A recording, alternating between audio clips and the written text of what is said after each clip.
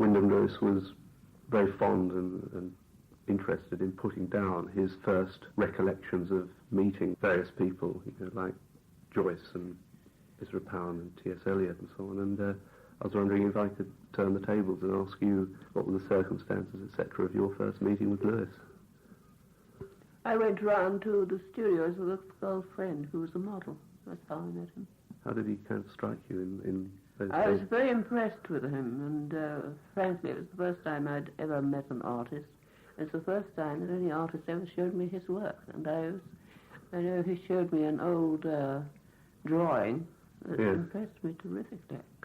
How did you get to know him after that? Did you sort of return to the studio? No, I didn't return to the studio, but he invited me out to dinner, and that's how the whole thing started. We used to go to a place called Pagani's. I don't know if it's even going now. It's a marvellous little place. And Kettner's also in Regent Street. I suppose he was working quite consistently then as a painter. Yes, he hadn't started well, he had started writing, as you know, because he did that before the war. Even when he was in Paris, he was keeping a diary. He used to go to France with his mother, and he kept a diary then about the peasants there. And that's the first time. Whether he did it when he was younger, I don't know. I think there are some things he wrote about putting down his ideas or doing something and making up some books out of paper and stapled together or something. Yes, I remember that. Toilet paper, wasn't it? It didn't say in the book what sort of paper it. He was a great conversationalist, and it didn't matter who you were, even the children he'd talk to, which is very useful for his books. In fact, in Canada, when we were in Canada, we had a Scotch maid there, and she used to come in, and they had long conversations. And the manageress, he was interested in everything and everybody. On trains, anywhere, he'd get into conversation with people. He had a terrific amount of curiosity. Of course, as a person of that sort ought to have. But then he started writing. That was in the very early 20s. Really seriously writing. I mean, he was writing The Art of Being Ruled. In fact, the whole thing was one large book. All those books, Time and Western Man, Art of Being Ruled, well, there were 2 or 3 others. And then it was so large, he took it to Castles, and it was too expensive to print. It was called A Man of the World, and after that, he split them up. I mean, even part of the Childermass was supposed to go in the middle of that. Yes. But he had some bad sort of experiences with publishers, didn't he? Well, at that time, they were very unadvanced, let's say. And you had to get hold of a very serious firm like Chettam and Windus. I mean, who were much more serious. He got hold of Castles. How many years did you spend in America and Canada altogether? 5.5, something like that. He had a lot of trouble there, but mainly in Canada. He wrote a book about Canada, which is rather stupid of them. I mean, it was against America. I mean, that's what's so funny. Yes. I mean, praising up Canada, I mean, as regards America. Yes. They didn't take it that way. It's surprising how Lewis, I mean, they always talk about Lewis as if he wasn't a social character, but he was a very social character. He made friends wherever he went. He didn't really undertake too much kind of commercial work as such, did he? He did a few articles. He did in the 20s. Beaverbrook was rather friendly with him then. He did a few things for the Evening Standard. But of course you can't. You were under their almost tutelage. I mean, at that time you have to write what they want. And he didn't like that. Yes, he was a very independent man. I think it's much better if you can possibly do it. Yes. Of course you get very hard up. What about his poetry? One-way song? So on. Well, that was just a thing, it just happened. Yes. I remember him sitting down, I saw him scribbling away, and that evolved into a one-way song. Seems from things he's written, he's always sort of been involved in self-analysis and made every decision with a great deal of care. Yes, well, sometimes not so much care. I mean, I think he got involved with politics too much, and that's always destroying. That's a destructive thing, I think. I think an artist should step aside myself, or a writer. I know in the 20s he had a great deal of difficulties, but he did stick to it as much as he possibly could, things that he believed in and so on. He did a certain amount of portraits, but didn't like portraiture, not with people. I mean, if they're paying, they always want to look like a screen star or this, that, and the other, and he didn't do that kind of work. How did sitters react to his, form of stylization in his portraits? On the whole, very good. It was extraordinary. They knew what they were sitting with for a person who had his definite ideas what he was going to do, and he wouldn't alter them. Maybe prettify them occasionally, but he wouldn't alter them. So he did a lot of portraits of you, didn't he? There's one. Oh yes, well, I mean, a model on the premises. What sort of artist did he favour? Well, of course, he was one of the first people. In fact, he was the first person to praise Bacon. He had a great admiration of Bacon, whether it was the content or the painting, because Bacon is a marvellous painter and wonderful painter. It's interesting, actually, reading his recollections of meeting Asquith, the Prime Minister, and how he was invited to number 10 Downing Street. Of course, all those people were much more interested in art then. He was, of course, Asquith. He was a scholar. He knew Greek and everything like that. I mean, a classical scholar. Yes. And they're not like that today. I think Viola Tree was there. Margaret Asquith.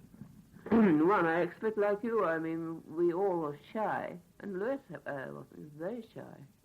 I was very surprised when I went to Barton and St. Louis with him. In some people's company, he was exceedingly shy. He didn't like politicians. It's interesting in reading his accounts of meeting Asquith, where I think Asquith was fairly curious as to the sort of meaning of this modern movement of autism. I know, wasn't that extraordinary? They always see things in the political terms, these people. But what they ought to have remembered, that they were the political people, not he. Yes. Did he ever talk about his first meeting with James Joyce? Yes, he used to. He liked Joyce very much. In fact, I think Joyce liked him too. People make a lot of out of the attack on Joyce. It wasn't on Joyce, on his things that he was doing.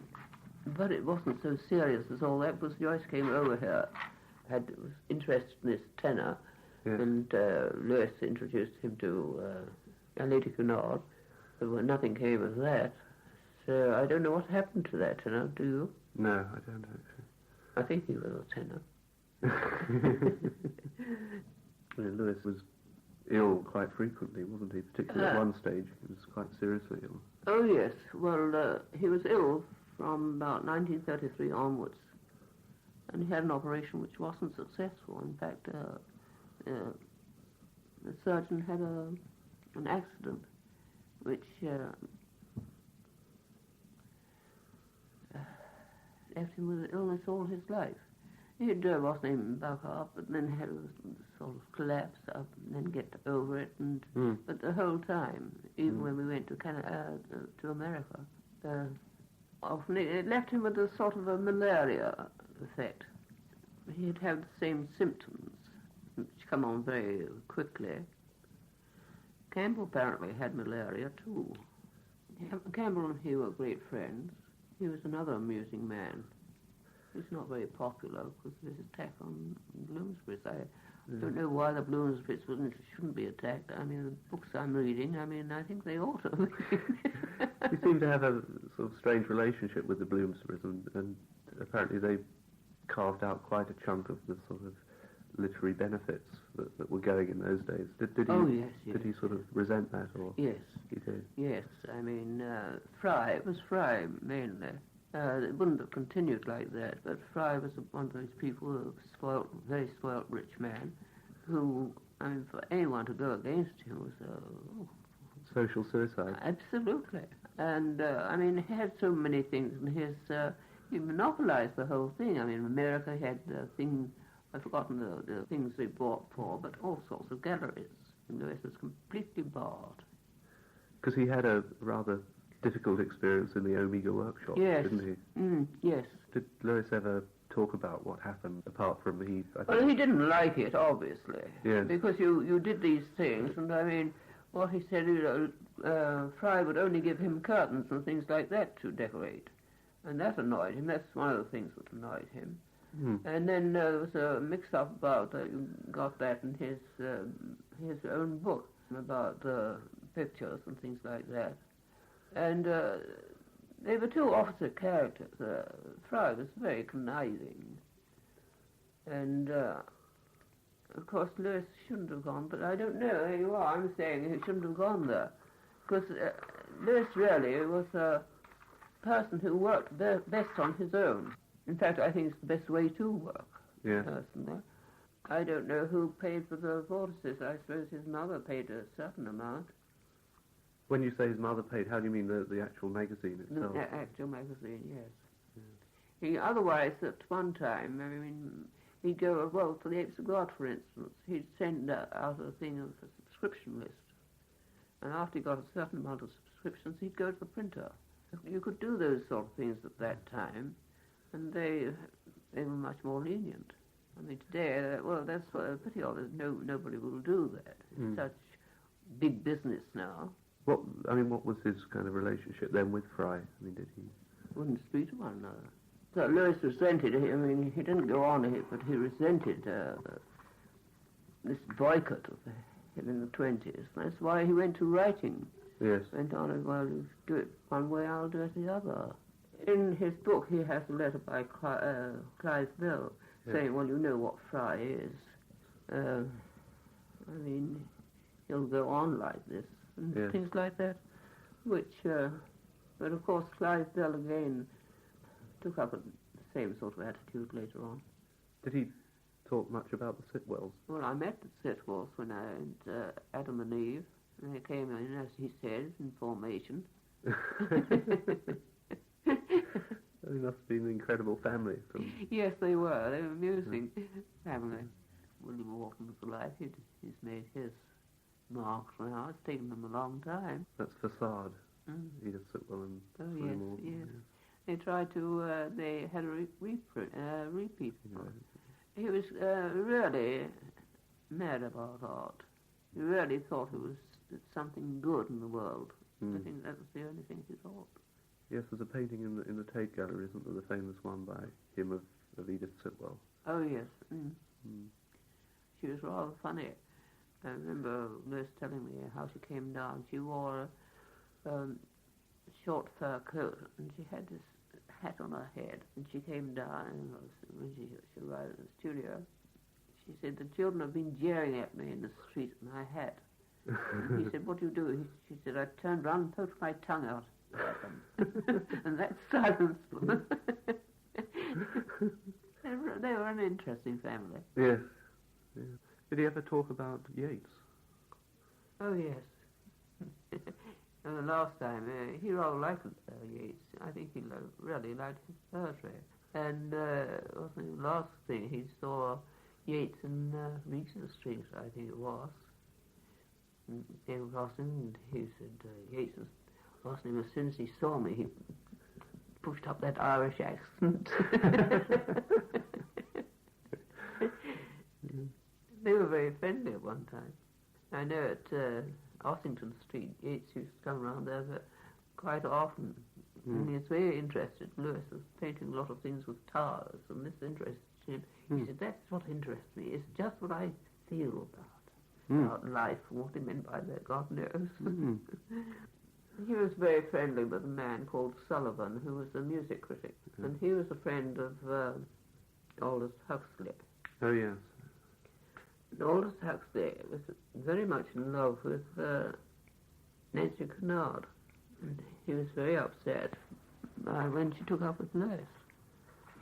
I don't think he admired Aldous Huxley very much. In fact, I'm sure he didn't. from the point of view of Huxley's sort of vision of the world? Yes, he thought it was, well, he took a page, he thought it was badly written. He printed that, and of course that didn't endear him to Aldous Huxley.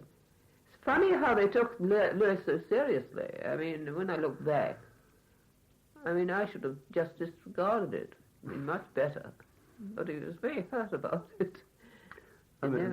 So his brother said. What about his sort of meeting with Marinetti, the futurists, and so on? Because there are some marvellous stories, aren't there, about sort of public lectures where...